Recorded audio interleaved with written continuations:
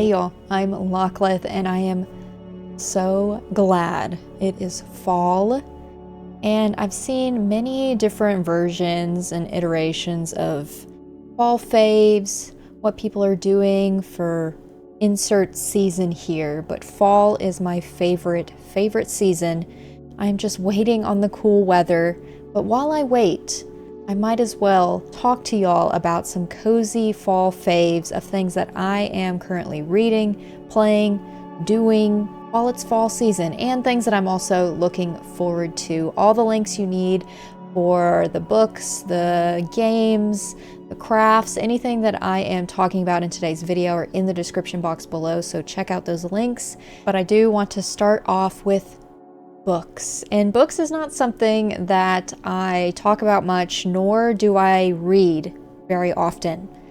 But I did have an intention this year to finish 4 books, and I finished 1, which is in this list and also very in the fall fave theming. But I am excited about books again for some reason. I just bought a book yesterday, but before I get into that one, the first one that I want to start with current reads is the Kurosagi Corpse Delivery Service. It is a manga. I am basically going to just mention the first volume, but I am working on the first currently. This is actually several volumes in one. I don't know if it's omnibus or omnibus, but it's several different volumes of manga all in one big chunk of a book. But it's a horror manga series written by Eiji Otsuka, and it was drawn by Hosui Yamazaki, and I am the worst when it comes to pronunciations. Y'all know this, so I'm so sorry if I butchered those names. But it's basically about 5 students at a Buddhist college in Japan who realize that the job market is tough, but it's only tough among the living.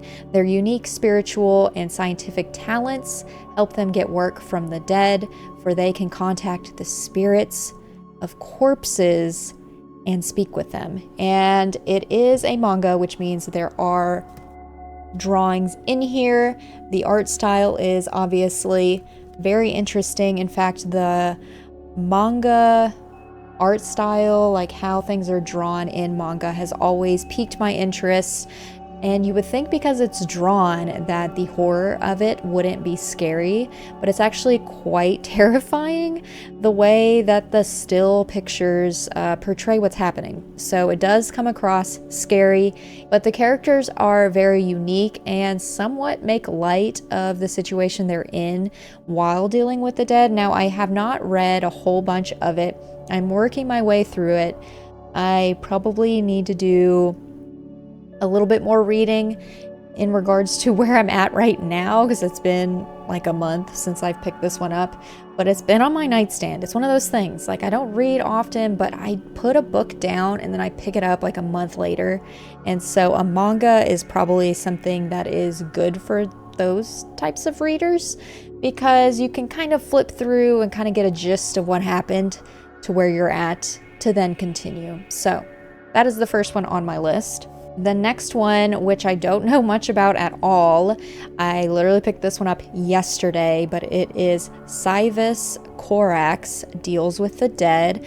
It is the first in a fantasy trilogy, so if I do like this, there are 2 other books that follow, and it was written by K.J. Parker. From one of the most original voices in fantasy comes a twisted tale of murder, betrayal, and battlefield salvage, which is very interesting. But the part in the back of the book that definitely made me chuckle and made me want to pick it up in the first place is the bit that says, "You just have to pick things up as you go along. Swords, armor, arrows, and bodies, of course. Some of them have made him decent money. Others have brought nothing but trouble. But it's a living, and somebody has to deal with the dead." The "it's a living" quote just made me chuckle and basically made me want to purchase the book myself. So I'm excited to get into that one for the fall seasons. Those 2 I'm currently working on. But recommended books, of ones that I've actually read in the past. One being just earlier this year is Legends and Lattes. It's a fantasy novel written by Travis Baldree, and after a lifetime of bounties and bloodshed, Viv is hanging up her sword for the last time and opening up a coffee shop. So if you like Coffee Talk the game, you'll probably get a gist of what Legends and Lattes is. It's basically a bunch of characters that come together in regards to this coffee shop, and instead of you just sitting and hearing their stories, you actually get to go along the ride with some of it, and it gets kind of intense at times as well. But I would definitely call this one a simple, cozy read. Life can get busy, and I like being able to put something down and pick it back up later, like I mentioned with the Kurosagi manga just a moment ago. But basically, it's the perfect book to get sucked into if you have the time, but if you put it down, you won't forget what you've read. It's very simple, so highly recommend that one. And then a classic I feel like I've got to recommend is The Graveyard Book, which is a young adult novel written by Neil Gaiman. This story is about Nobody Owens, who lives in a graveyard and is raised and educated by ghosts. I have not read this one since I was in high school, but I do remember basically devouring the entire book. I even rented it out to a friend who gave it back to me a little bit worn down. So not happy that it didn't come back to me in pristine condition, but that is the risks that you take by lending out your books to other people. But I found out as I was making my list of books and faves for this video is that this was a reimagining of Rudyard Kipling's The Jungle Book, apparently, because Mowgli from The Jungle Book gets thrown into the jungle and is forced to adapt, essentially, and it's just like Nobody, who is forced to adapt in the graveyard. So I didn't know that, obviously, when I read it in high school, but I do wonder if I read it today as an adult, what other comparisons I could see amongst those two. The more you know. So those were books that I am currently reading and do recommend, ones that I have read. The next is going to be activities, which is something I'm excited to get into even more since we are now in the fall season. One being Lego builds, and I feel like this is just a cozy staple, but the one that I bought from Five Below are the block bouquet sets. It's obviously not Lego associated whatsoever, and honestly do not recommend the Five Below block bouquets. I made one and it is all the way back there. I should have probably brought it to the front for this video, but it is a lily. Lily and lilacs are some of my favorite flowers, so I thought that I would test them out, and for $5, or actually less than that, it's just under $4. I guess it's okay. Really, the one that I built, I had fun, a cozy time building it. It didn't take me very long, but it was missing a piece, and then the stem is not ideal for something so heavy at the top. I would recommend probably the actual Lego branded bouquets. I haven't built them myself, but I have a feeling that they're probably better than this thing. The next is going to be board games, but specifically more on the play once type of style. So I have something called Exit the Game, the Magical Academy, and I've actually been intrigued by these because you solve riddles and stop mischievous goblins in time. There's different versions, there's different difficulty levels, but it's players between 1 and 4, so you can't play this by yourself, but I'm gonna play this with Jocklith, my husband, and playtime is 1 to 2 hours. So it's a one-time experience, because to solve the riddles, you have to write on, fold, and cut the game materials, and it makes it possible to have a wide variety of riddles, and the paper and cardboard components are recyclable, which is nice. So it's a one-time experience. It's basically an escape room style, but at home. And I've never done an actual escape room before, so this is kind of my entry into that within the lovely coziness of my home and my Squishmallows, because of course. Next thing is going to be gem art, which I have previously started this back in summer, but I need to pick it back up again. Here is the gem art that I'm working on. It is just succulents, essentially. I am maybe 15% of the way done. This is a big sheet. I should have started smaller, but they were having a sale at Walmart, and so I bought one for like $5, and hours and hours of content, I guess, is what I'm getting out of this. I do like the monotonous task of just picking up the gems and placing them on this already sticky paper. There's a film here that is protecting the sticky area at the moment, but it is nice to like put on an audiobook or listen to a podcast or vibe to music while I work on this lovely gem art. And the last thing that I basically found as I was preparing for this video and remembered that we haven't even done this yet is child craft sets. And so this is a Discovery branded gemstone dig set, ages 8 and up, but you uncover 11 real gemstones.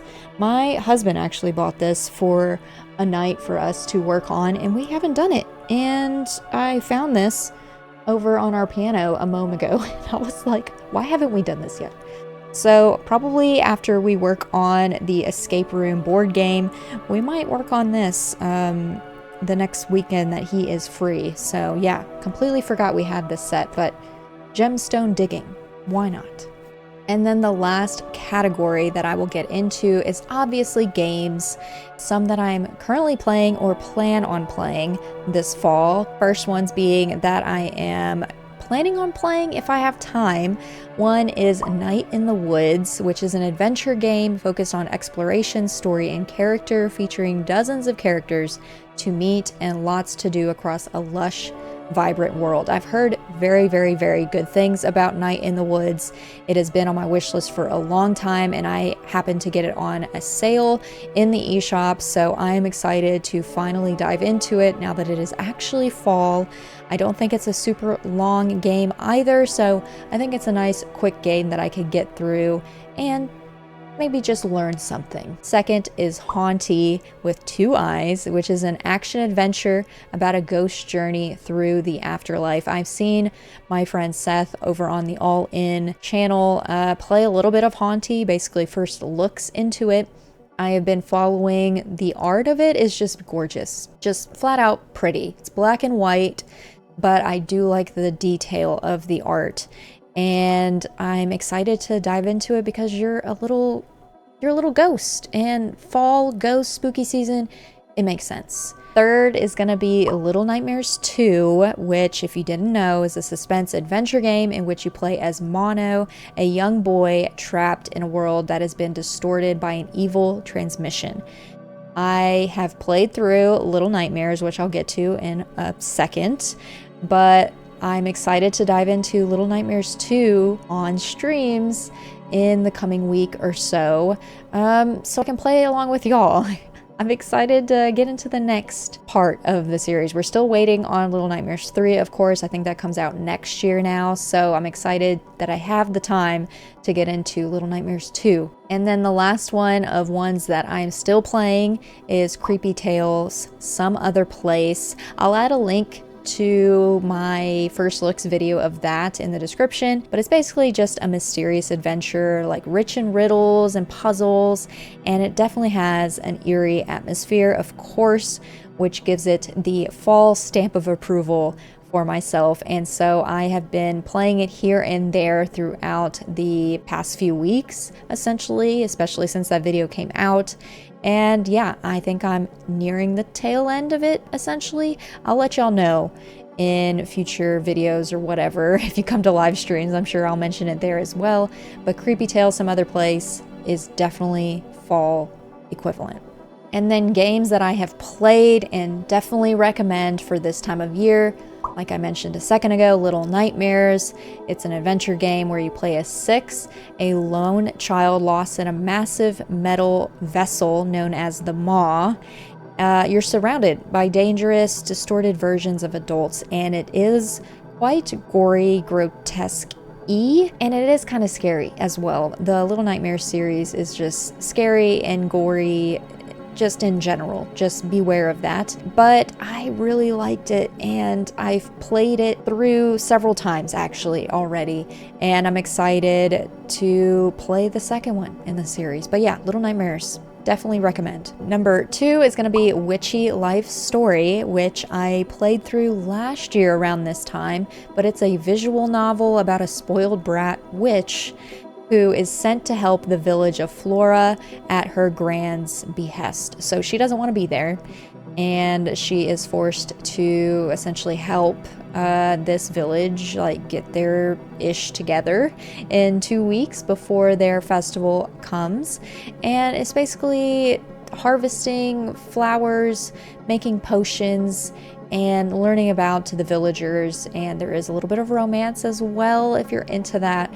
But Witchy Life Story was such a fun game that I played last year, and so definitely recommend again this year. A video for that of when I played it and a first looks will be in the description if you want to see more, so definitely check that out. Third is going to be Little Misfortune, which is my annual game that I play in the fall season. It's an interactive horror game that focuses on exploration and characters, both sweet and dark, where your choices do have consequences.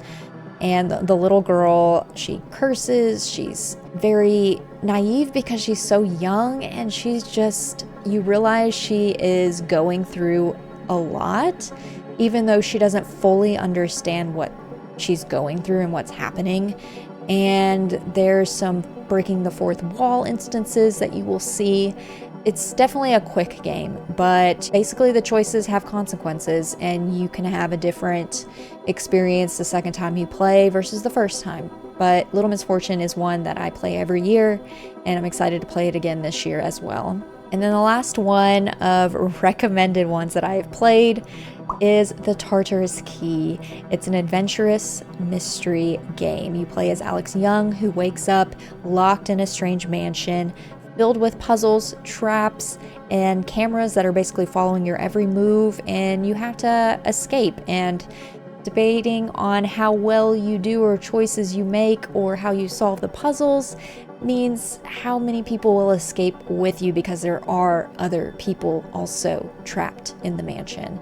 And it is very PlayStation 1 style art. Like, the design of it is very PlayStation 1. It takes me back, and I did do a first look at this last year. I think it was last year as well. It might have been earlier this year, but either way, I will include a link to that video in the description as well if you want to see a little bit of that. I had some wine when I played that, even though I don't really need that helping hand anymore like I did a year ago. But yeah, the beginning part of that video is a little different than Lockleth at the end, so if you want a good laugh, definitely go and check that out. Viewer discretion is advised, of course. But those are going to be my current books that I am reading, ones that I recommend for y'all, activities that I'm excited to get into, and of course games I am playing and recommending to you as well. If there are any other activities, books, or games you would like to recommend to me and to others, add those in the comments below so we can have more diverse options out there that are fall, spooky, whatever you may want to play during this time of the year. Add them in the comments below, and thank you so much for watching.